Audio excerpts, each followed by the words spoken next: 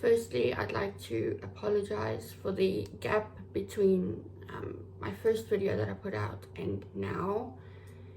To put it simply, I've had some health issues. I can't eat much at the moment considering my situation with my teeth.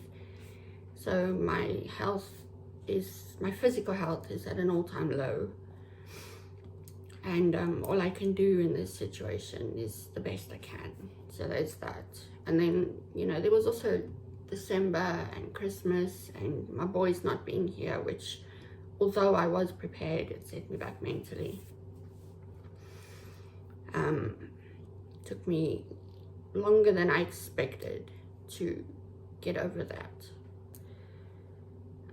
If you're wondering what's wrong with my teeth, I did explain in my last video. Please do go watch that. It's video number 1 on my channel. Please go watch it over there. I'm also no longer wearing a mask because sometime during my time with my husband and the abuse that I went through there, I developed an anxiety towards wearing a mask or having anything on my face. And I debated for a long time, should I wear the mask? Should I not wear the mask? And I kind of just, due to the anxiety, it's overwhelming when I have a mask on. But I also just figured that I can't keep hiding my teeth and my situation there, so I might as well just accept it, do what I can, and it is what it is, as I explained in the previous video. I'm not gonna hide from it. I'm just gonna embrace it and do what I can do, considering. So also just to say, if I'm looking down, I'm reading my script. I have written a few of them out already. I did so when I was recovering with my physical health. So if I'm not looking here, I'm reading my script. Right, that's it and done. In this video, I want to talk about a tactic used by a narcissistic parent, and that is the Scapegoat and Golden Child tactic. I found info on Pinterest which helps to explain it, so I'm going to quickly read that. So for Golden Child, always excused and can do no wrong, showered with privileges, affection, gifts and praises, gets the best of everything, always adored and doted on, minor achievements celebrated, misbehaviors are brushed off or ignored, failures are dismissed or blamed on the scapegoat, encouraged to bully the scapegoat, serves as an extension of the narcissistic parent. For the scapegoat, often shamed, ignored or dismissed, can do no right, blamed for everything wrong or problematic in the family, including the Golden Child's failures.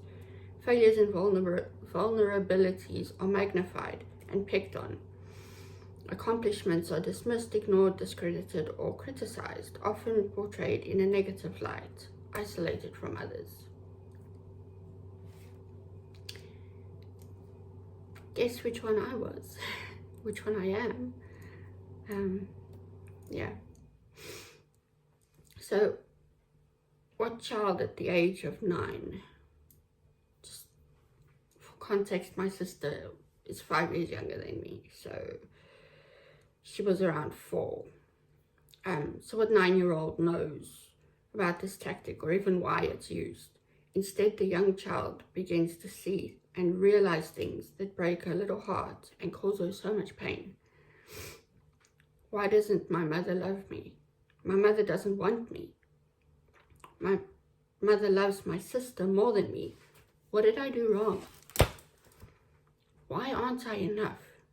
That wondering why you're not enough is just, it's the saddest of all of them. Because this child has already experienced being ignored, shunned, criticized over and over, nothing but anger from her mother, always blamed for everything that went wrong. Somehow it was always her fault. Even if she wasn't even anywhere near the situation, it was her fault. However, this child watches her mother adore her sister, never seeing her mother raise her voice or even her hand to her sister, witnessing the child's sister being given praises, gifts, affection, everything the young child craves desperately from her mother. She sees her mother is capable of such things, so the child starts to believe that it must just be her. She must be the problem. As the years pass, the young child learns to remain hidden, never to be seen or heard, never to interfere in the happiness of the family of three, or so it appeared and felt like while growing up.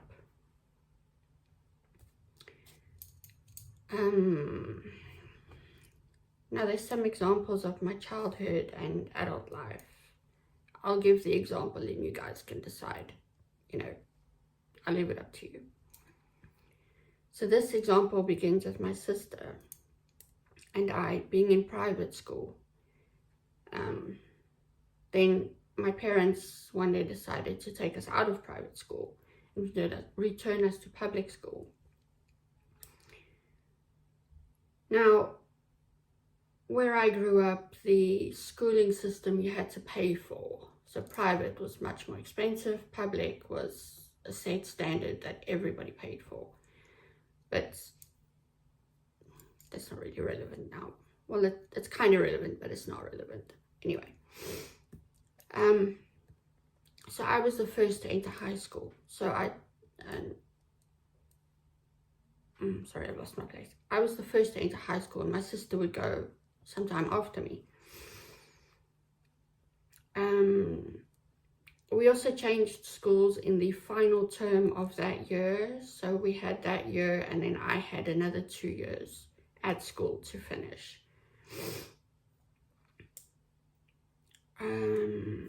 So there was a high school down the road from us. It was about 20 minutes walk from the house. And I told the woman who birthed me, I said I wanted to go to this school because it's closer. I can just walk there. It's more convenient. She shot me down immediately. No, the school's got such a bad reputation for drugs and violence. And it was a whole it became like a whole lecture, basically. She told me that I'd instead be going to the school where her friends' children went. I'd learned already by then that you don't argue with her. You just accepted your fate. You just did it for the sake of peace. So I went and I attended this high school. Come time for my sister to enter high school, and I was then in my last year when my sister was going to go to high school. And want to guess where my sister went? My sister got to go to the school that I had said I wanted to go to. I went and asked the woman who birthed me, and I said, look, what about the drugs and violence? What about the school's reputation? She looked at me like, I never said anything about drugs and violence. Where are you getting this information from? So I just said, well, you said that was the reason I couldn't go there. And she said, well, I don't know where you're getting this bullshit from, but I never said no such thing. So, okay, again, I resolved to just accept it, and there was nothing I could do, literally. Anyway, so my sister got to go there.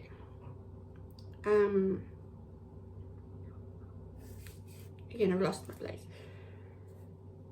So, in looking back on that example, I realized that although her friends' children were my friends, we basically met in primary school and then the parents met and became good friends. So I realized that she was just trying to like maintain her image with her friend. My friend suggested this, so my friend's gonna get what she wants, you know, that kind of. But when my sister got to choose a school, it was, what does my golden child want? It didn't matter what the friend thought. The friend was then out the window, because now it's about the golden child. So of course I was furious, but there was nothing I could do about it. There's other examples, like things like, I don't know, one day I put on a pair of jeans and realized I'd outgrown them. I went to her and said, look, I've outgrown this pair of jeans. Please could you buy me one new pair of jeans? She gave me a whole big lecture. There's no money, you know, your father's gonna kill me if I do this and that. So, fine, it was a pair of jeans. I mean, I had other clothing. It wasn't like I was without. It was just one pair of jeans that needed replacing. Anyway, my sister came home one day with a letter a couple of days later, and the letter was about a school trip and how they were going away for a weekend. The woman who birthed me put my sister in the car and off they went, God knows where. Came back later, my sister's carrying multiple bags of clothing. I'm looking at this, still in disbelief. I'm like, what is this? I asked for one pair of jeans a couple of days back, and I was told there's no money. Where did the money come from? For, you know, these are my thoughts that I'm having. Anyway, a couple of days pass after my sister's gone on this trip and come back, and, you know, she's talking to a friend in the living room, and I happen to walk past, and she says to her friend, something about no child of mine is going to look shabby on a school trip. So I bought her a whole new wardrobe. I was like, she's going away for three days, 2 nights. She needs a whole new wardrobe. It's not like she doesn't have clothing. You get what I'm saying? Anyway, another thing I could do absolutely nothing about. So yeah, you guys decide. Oh, I wrote this down. I also want to remember that I graduated from college, and how the conversation came about, I don't quite recall, because my memories are not, they're hazy or non-existent, but somehow all the bad stuff that happened, I can remember like it happened yesterday. Anyway, we were having a conversation, and the woman who birthed me, I don't know, the words are like, every horrible thing she's ever said to me, they like burned into my memory. Like the rest of the situation I can't remember, and how it came about I cannot remember, but the words that she said are like engraved in my memory. We were talking about something or other, and she looked at me and she said, you know, you're so lucky that you don't have to really study hard. You just read something once or twice and it fits and you're okay, you know. But your poor sister, she has to really put in the hard work and effort, and for years and years and years, I always thought that she complimented me, because she had a smile on her face and she was saying it in a light, happy tone. I thought she was complimenting me. It wasn't until I learned what narcissism and domestic abuse are that I realized that she wasn't complimenting me. She was downplaying my achievements. She was basically saying, yes, you graduated high school, you finished college, but you know, it's no big deal, because you had it easy. You know, your sister earned it more because she put in the hard work. The same damn achievements, but she earned it more. It was more accomplished for her. So there's that. Another time, again the details are blurry of how the situation came to be, but the woman who birthed me was telling me of how her dad and her wanted to get married, That would have been a weird situation. Anyway, my dad and her wanted to get married. Her parents were against the idea, like they just forbid it. So they decided to get pregnant. So they could then force them getting married. Now, I say they, but knowing the situation and observing everything while I was growing up, you'll see, I'll talk about this also more later on, but it was more, I'm sure of, I'm 100% sure, it was the woman who birthed me wanted to get married. The woman who birthed me decided to have a baby. The woman who birthed me made all the decisions, and my dad didn't really have a choice. At least that's how I see it. And, you know, from growing up and things that I've witnessed. Anyway. But my point is, even if that were true, why would you tell your child? I mean, it's such a horrible thing. And I knew I was unloved, I was unwanted, I was nothing but a thorn in her side. But why would you tell that, confirm your child's theories or beliefs by saying that directly to my face? It was nasty. Anyway, I suppose a narcissist would say that to their child, because a narcissist wouldn't care about anyone but themselves. They wouldn't care about the child and how the child is feeling. She was basically saying, look how clever I am. In the end, I got what I wanted, which was to marry my dad.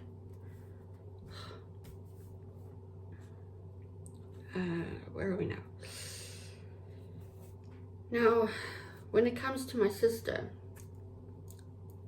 again, at 9 to 14 years, you know, while growing up in this situation, having my sister, the favorite child, openly loved and adored, doted on, showered in gifts and affection, who wouldn't hate someone in that? Who wouldn't hate their sister if that their sister was being adored and doted on and praised for everything, and they were being shunned and, you know, blamed for everything, and even if it wasn't their fault, they were blamed for it. It wasn't until I was around 14 or 15 that I started to realize that actually my sister cannot be blamed for how she's treated. She didn't ask for any of that. She didn't ask to be treated that way. She didn't want that. I mean, she used it to her advantage where she could, but, you know, she didn't ask to be treated that way. It was more the woman who birthed me and how she decided to treat my sister that way. She was the one making the decisions, pulling the strings, right? I'm going to treat the scapegoat like total shit, and I'm going to praise and adore the golden child. It was her making the decisions. So I stopped hating my sister, and we actually became really close. It wasn't until I left the country that we still talk, but we're not like we used to. There's no animosity, or there's no, we each live our own lives, and, you know, she's busy with her family, and that's as it should be, and I'm busy with mine, and, you know, we still talk, but it's not that closeness that we once had. But I learned to redirect my anger and my frustration to the one who deserved, I wouldn't say the hatred, because hate is a very strong word, but it was anger and frustration to the one who deserved it, which was the woman who birthed me. I suppose I can end by saying that for a scapegoat, this can be a very powerful weapon. When a narcissist raises a scapegoat and a golden child, with the way the golden child is treated, the scapegoat ends up believing that the golden child is loved, and that they, the scapegoat, are not. But this is not, I can't read my own handwriting. And this is not done accidentally. This is not some side effect from a difference in treatment. The narcissist plans it this way. It's carefully thought out. It's meticulous. There's a purpose. Now, for all the scapegoats who are watching, this may come as a shock. So brace yourselves. The truth is, although the scapegoat is made to believe that the golden child is loved, the narcissist in reality doesn't even love the golden child. This is because the narcissist is simply incapable of love, or rather, they have so much love only for themselves, they couldn't possibly share that love with someone else. Children with a scapegoat or golden child are there to serve the narcissist's purpose, nothing more. Each have different roles to play, but fundamentally, each serves as a supply to the narcissist. So for me, when I grew up and I was like, oh, my sister's loved, and she loves my sister more than she loves me, I later realized that even my sister wasn't loved, which is horribly sad. But the more you understand the mind of a narcissist, the more it makes sense that the narcissist loves themselves. They are incapable of love. They don't love. They use the word love as like a blanket for control, use, how you can benefit them. When those three things are done, they love you. But when those three things are not met to a narcissist, then you're trash, you're horrible, you're problematic. I'll go more into all of this later on as well. So scapegoats. Don't ever wonder why the golden child was or is loved, but you aren't. Because the truth is, the golden child wasn't loved either. Just like you were used by the narcissist, so they were used by a narcissist. There to serve a purpose. They were not loved. So for all the scapegoats, stand up straight, raise your head up high, and know that there is nothing wrong with you.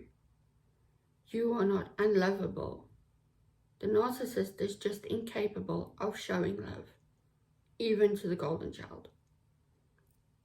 So be proud of this and know that there was never a problem with you. You were never not enough. You were never problematic. You were never unlovable. It's not you that was the problem. It was the narcissist. Right, I've gone on long enough. I lost my script halfway through and I said more or less what I wanted to say. So let's end it here for today. Thank you once again for joining me. And yeah, remember always to take care of yourselves because you guys are the most important. Self-care is not selfish. And yeah, I'll see you in the next one. Thanks. Bye.